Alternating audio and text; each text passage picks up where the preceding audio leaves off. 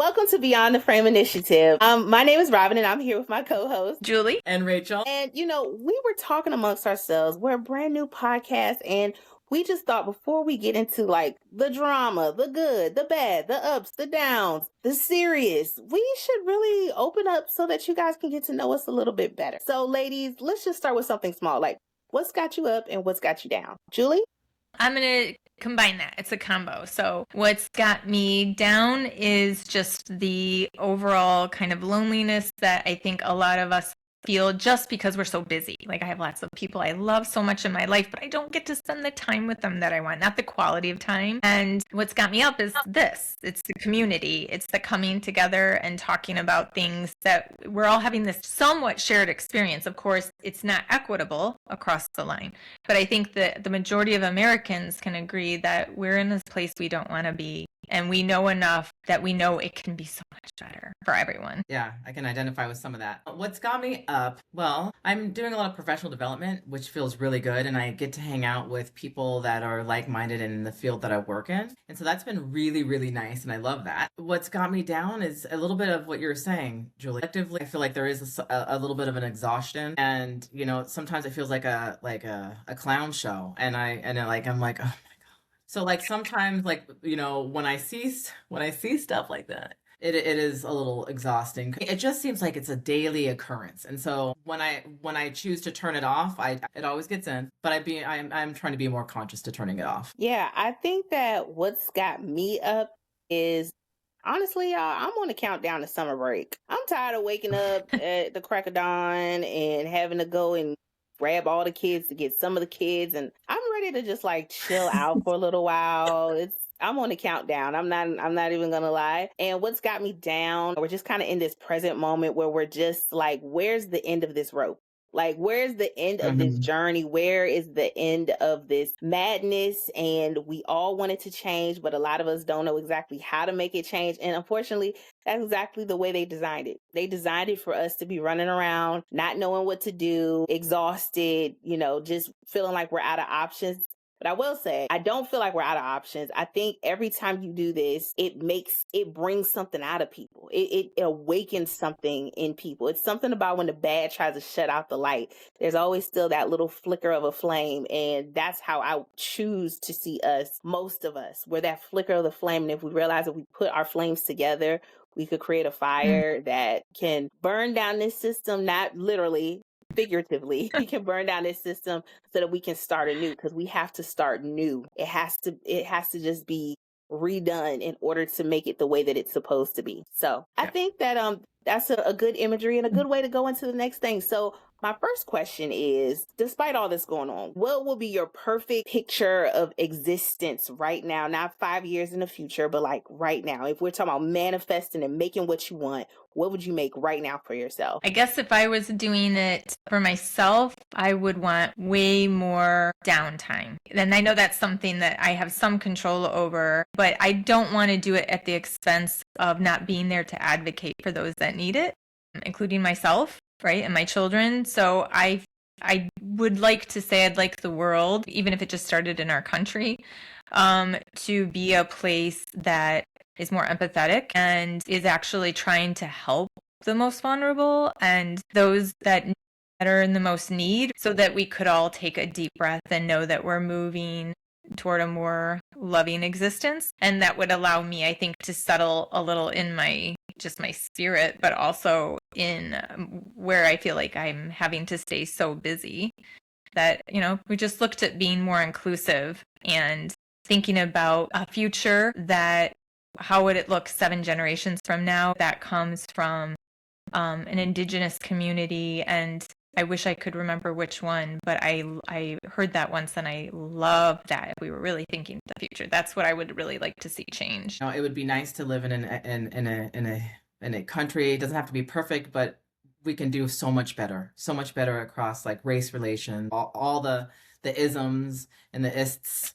That would be great. That would be a good life. Also, like, I don't want to walk out into crowds and feel like I'm going to get shot. The good life would be like, oh, I send my kid to school and not have to worry about, active shooters. Like, that is like safety in your mental health, safety in the body, safety to be who you are however you're presenting yourself. I think that would be a good life right now. On a personal note, it would be nice to have, some more amenities that would make our life a lot easier, and that's kind of wrapped up in finances. So I think that would be nice to have a boost in finances, to release some of the hardships that could take care of. So that's kind of what I'm thinking. And I do agree that some of the stuff that we're doing takes so much of our time, and it would be nice to have a little bit more downtime. Kid and I were talking about how it'd be great to have a four-day work week and school week. I think I would benefit from that, and he's like 100% I would benefit from that. It's just too much. They're in elementary school. Why do they go so long? It's just too.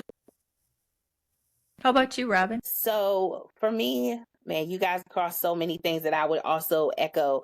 I can attest to working a 4-day work week because when I was a teenager, one of my jobs, I did like 10-hour days, but it was a 4-hour work week. And I felt so good. I really don't think people value what that one extra day will do for you. I definitely think the kids would benefit from it because they're not meant to be, stuck in a classroom all day. It does something for your mental health. I even had a time before I had kids where I worked in retail and I was a manager, but I asked to only work 4 days. And I felt so much better, so much more balanced. I had more joy when I came into work because I felt like I had time for me to recharge, to do things that made me happy. So I 100% can attest that 4-day work weeks, 4-day school weeks would actually mentally help people so much, so much. Now people just normalize working 3-4 jobs just to get by, and it shouldn't be that way. Like there's just some basic amenities that we all deserve to have. And the sooner we take mental health more seriously, empathy will build, right? Like we know from our kids that, when kids go to school with people who aren't like them, whether that's ability, whether that's color, whether it makes them better. It gives them more understanding. If you grow up in a family with someone who's different, it does something, it turns something on inside of your heart that follows you, hopefully. So yes, I think 4-day work weeks and 4-day school weeks for sure. In my perfect world, I would be on a set somewhere. I would be like in a makeup chair getting ready to go on camera right now. So I'm going to manifest that for myself, working on a sitcom or a movie or something like that. That would be like ideal, but also being able to spend time with my babies and see them grow. I don't want someone else to raise them. So I don't know how that works. And I just want people to treat other people like they're their family members. You show them love, you show them care. I just think the world would be a better place. So on to the next question. What's something you're still figuring out in life, love, or who you're becoming? I think that I've changed so much in so many ways over the years and not in other ways, right? Like there's a core part of who I am who's always been there, but you learn and you grow. You hope you do. Mm-hmm. I think the people that don't want to learn and grow are the ones that end up being very miserable and curmudgeon-y and stuck. So I guess I would say that I just always want to continue to grow, to open myself up more, and I try to keep myself in check. So I try to remind myself, you know less than you know, and less than you think you know. And there are so many unknowns out there that I'm always trying to stay open to what someone else is saying and really think on it and grow. Like I want to grow. And some of those ways I don't know how I want to grow. I just know I want to do it in the direction of love. And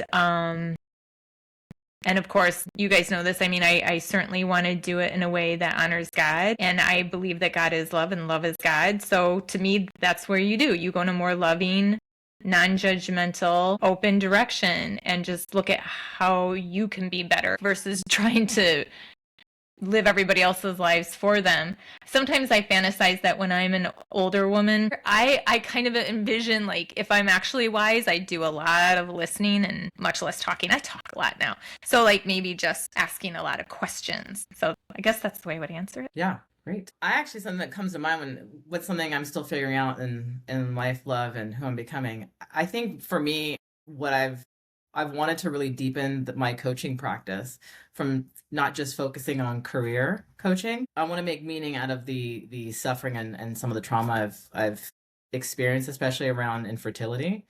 And I want to open up myself as a coach in those areas because it's a lived experience, and just kind of like taking my lived experience and all of my intersectionality and all of my crossroads and blocks to then be there for people that are experiencing that, to be the person that I would have wanted to be on my team when I was experiencing those things. So that's something that I'm kind of figuring out as I'm going through this training. So there's that. And then also I think parenting, parenting is a big thing for me that I'm figuring out and sort of moving through, and best ways to give my child autonomy and set him up for success. And when you do that, you are faced with all of your stuff, and you are faced with all the things that didn't serve me as a kid. I don't want to transfer those on to him, but I want to break patterns, break generational patterns with him. And it takes time and care and love. And I'm doing that with grace and not alone. I have my partner, but also I have like my therapist, and I also have my own coach, and not to be perfect, but to be conscious of him. He's not mine. There is a spiritual approach that I have to him and his journey and his path. And sometimes, sometimes I have to parent and put the boundaries, but sometimes, there's a partnership that we have together. And so I'm trying to honor that with him. So, but that takes work, because sometimes I just get real triggered. But I feel it bubbling up, right? So I can catch it on time. And I'm like, okay, the thing within is happening. Let me just take a moment. I'll be right back. And it works. There's all these things, all these moving pieces that I guess it's just try to, as I'm getting older, have a better ability to handle things with a little bit more grace and patience. Not all the time, okay? Not all the time, but more times than not. Yes. I love What that. about you, Robyn? Oh my goodness. I'm definitely on a path of who I'm becoming. Like, I knew when I was a kid, I used to be like, I'm going to have to choose between my career and building a family. And I remember when I met my husband, I was like, I just want you to know I'm married to my craft. And you cool, whatever, but like, that's my main thing. I always want it to be like just right. When I go up to do comedy, I want to make sure people laugh. And life is not like that. You can't ensure what the outcome is going to be. And you have to fail along the way. This podcast has taught me that. Like, you might accidentally delete a podcast, or you might record it and it comes out in a different format, and you keep pushing through, right? Because you know that there's a goal at the end of it. So like, now that I've built the family that I dreamt of, now it's time for me to build the life that I want and the career that I want, and, continuing to just keep getting up and pushing and pushing and pushing. I definitely welcome this era of feeling like I'm a late bloomer or a second bloomer. Like, now that I've done this one huge thing, now it's really time to hone in on me. And because I tell my kids all the time, I'm like, mom's not always going to be at your access all the time, but in doing that, doing something that makes me happy and makes my heart, I know that acting and being creative makes my heart blossom like a flower. And when I'm like that, it makes me so much better in every way, because it just fills my cup up so high that it just pours out. Like, that's literally how I feel when I get off stage. And so I know without a doubt that's what I'm supposed to do in some way, shape, or form, whether it's podcast or acting or whatever. Really honing in on that, and learning how to balance is like the hugest thing right now. Learning how to balance everything, because I want to do all the things, but we just don't have time. I feel like I'm still not together. Like, I want them to be like, I remember my mom used to smell so good and she'd get her nails done and stuff like that. I want to be those things, not for them, for me, but to show them like, you can have both. I'm still trying to figure it out, obviously, but I just want to become that woman that I envision in my head and get out of my head and make it happen. So that's kind of where I stand on that. Well, that was a great question. I love that question. The last question is, why this podcast and why now? Well, Rachel's a big part of why this podcast. Yes. True. The three of us met, working together on diversity and equity and inclusion things. And then Rachel had this idea, and here we are. There's so many things in my life, and I'm sure your guys' lives, that, brings you to every point in a different season. And for me, there are just so many reasons that came to this point. I mean, even just from my career path and my experiences as a child, and then the studies in school and studying history and specifically honing in on warfare propaganda because I wanted to understand, because I previously studied marketing. Why is this really well-funded, well-researched form of marketing so hard to bring into the light because propaganda is misinformation. And I grew up in the 80s, and I heard the propaganda about the welfare, a mother sucking the system dry, and knowing that wasn't true from my own experiences. So I really wanted to understand that, and then for years applied it in primarily nonprofits, but to some organizations and individuals, and helping them strategically plan out what they're going to be doing, their communications, their marketing, all of that, so that they weren't constantly working so hard, but rather working with purpose, so that they weren't always trying to put the fires out, but rather thinking about how they could surround the fires and stop the spread and get the truth out there, get the information out there. When I say truth, I mean objectionable truth, not someone's truth, but looking at the facts. And how do you get that out in front of people to stop people from hating each other simply because somebody else who wants to make a grab for power knows that that's an easy way to divide people? All of that, and then having my little girl with Down syndrome. And, that's a whole new road for me. So all of these roads, and then meeting you guys and the work we were doing, and and the times that we're in, it just all felt like it just came to this point. So, it happened to us, right? Yeah. We took it. Yeah, I feel like we would just have a round table. So I was like, why don't we record it? Because why not? It's a creative outlet. It's a way for me to take all these things that are important to me, these topics, make sense out of them. Also, be in community with you two was very helpful in helping process. We all have kids around the same age, and we are facing the same things in our government and our educational system together. And so a lot of these things just like, just kind of, why now? Well, why not? And when, if not now, kind of thing. And we do have the diversity between the three of us. And I always felt like that was a really great combination when we would have our meetings and stuff like that. And I just thoroughly enjoyed them, and was hopeful that others will also be able to enjoy what we can bring and the diversity that we have between us. So, most of the time, this particular era of my life, I'm really just kind of like, okay, let's do the thing. I think I've tipped on the other side of life a little bit. We were over here, okay? This is the time to do the thing, like whatever the thing is that I want to do, because I don't want to get to end of life and think, wow, would have been so nice if I would have. And I didn't, because I made all the excuses not to. And I don't want to do that. So that's why I was like, all right, we're doing this. Just so you know, because you're curving the top of the hill where I'm at right now. I'm right at the very top. 50 is good. It's good. It's a good place. You look so beautiful. I always forget that you are so close in age to me. Like when I look in the mirror, I'm like, who the heck is that? You guys, I just think of you both in your 30s. We are looking fantastic. So yes, you a lady. Everybody is coming from the inside. Yes. That's right, Rob.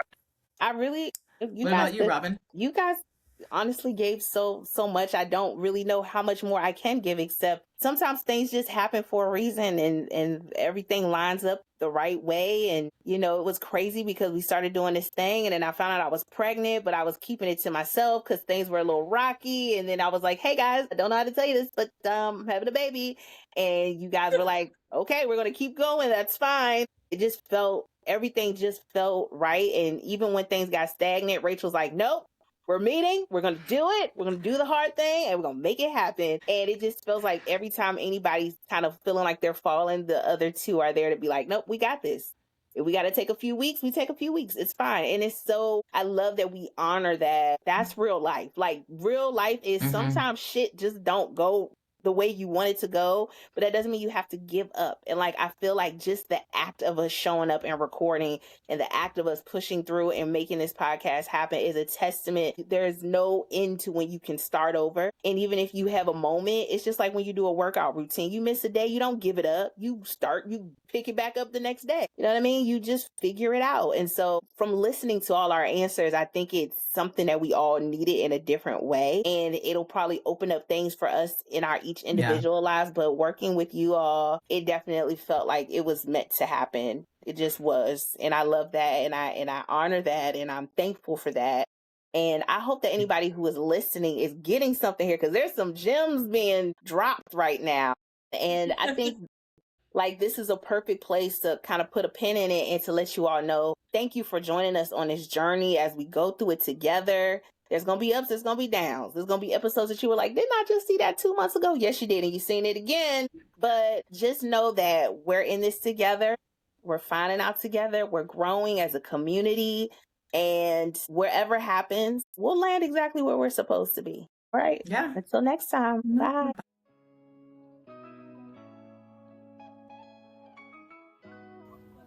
Thanks for listening to Beyond the Frame Initiative podcast. You can email us at info@beyondtheframeinitiative.com and receive a free facts over feeling sheet and more helpful links at our website. Thank you so much for supporting our podcast, and we'll see you soon.